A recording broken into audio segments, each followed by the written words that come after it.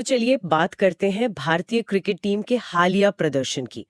मतलब एक जमाना था, है ना, जब भारत को उसके घरेलू मैदान पर हराना लगभग नामुमकिन सा था। बिल्कुल, एक किला माना जाता था। हाँ, एक किला। लेकिन अब जो स्रोत हमारे पास है वो बता रहे हैं कि 2024-25 में वही तस्वीर कुछ और ही है। पहले न्यूजीलैंड से 0-3 से हार हुई, जो पिछले 12 सालों में पहली घरेलू क्लीन स्वीप थी। और अब दक्षिण अफ्रीका के खिलाफ 0-2 से हार गए। और वो दक्षिण अफ्रीका वाली हार, उसमें एक मैच तो मतलब 408 रनों से था। 408 रन। ये तो बहुत बड़ा अंतर है। ये घरेलू टेस्ट में भारत की अब तक की सबसे बड़ी हार है। तो आज हम इसी की तह तक जाएंगे, समझने की कोशिश करेंगे कि इन हारों के पीछे वजह क्या है। क्या ये कोचिंग की रणनीति है, टीम के अंदर का माहौल है, या कुछ और ही चल रहा है? चलिए फिर आंकड़ों पर ही सबसे पहले नजर डालते हैं, क्योंकि वो काफी कुछ कह रहे हैं। आंकड़े तो सच कहूं और भी ज्यादा परेशान करने वाले हैं। गौतम गंभीर की कोचिंग में भारत ने घर पर 9 टेस्ट खेले हैं। और उनमें से 5 में हार मिली है। 5 में हार। और वो जो दक्षिण अफ्रीका वाली सीरीज थी, उसमें पूरी टीम का बल्लेबाजी औसत सोचिए कितना था, सिर्फ 15.23। 15.23। ये तो बहुत ही मतलब चिंताजनक है।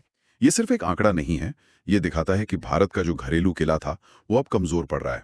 और हार का तरीका भी, जैसे एक मैच में टीम 140 और 201 पर आउट हो गई, वो भी ऐसी पिच पर जिससे बल्लेबाजों के लिए अच्छा माना जा रहा था। तो जाहिर है इन नतीजों के बाद कोच गौतम गंभीर पर भी सवाल उठेंगे। स्रोतों में उनकी टीम चयन की रणनीति को लेकर काफी बातें हो रही हैं।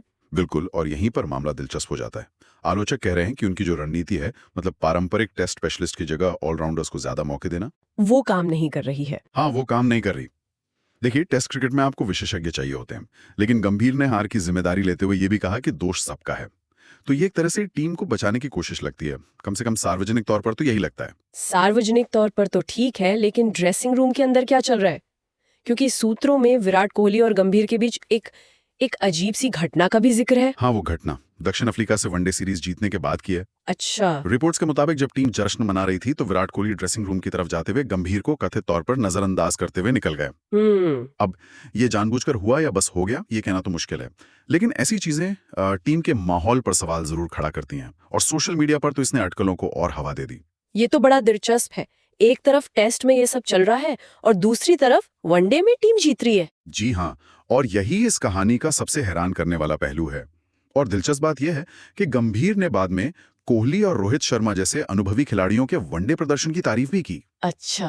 तारीफ भी की। हाँ, तो इससे यही संकेत मिलता है कि शायद समस्या सिर्फ लाल गेंद यानी टेस्ट क्रिकेट तक ही सीमित है। मतलब सफेद गेंद में सब ठीक है पर लाल गेंद में नहीं, ये कैसे हो सकता है? यही तो बड़ा सवाल है। क्या टीम का फोकस बदल रहा है?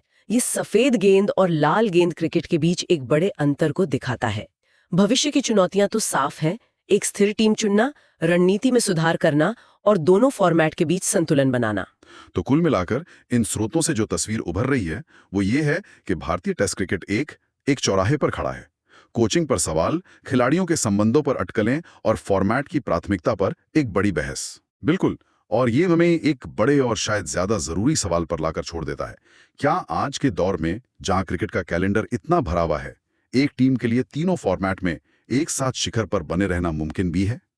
या फिर सफलता के लिए अब टीमों को किसी एक फॉर्मेट को प्राथमिकता देना ही होगा? ये सवाल सिर्फ टीम चयन का नहीं है, बल्कि आने वाले समय में भारतीय क्रिकेट की पहचान का भी है।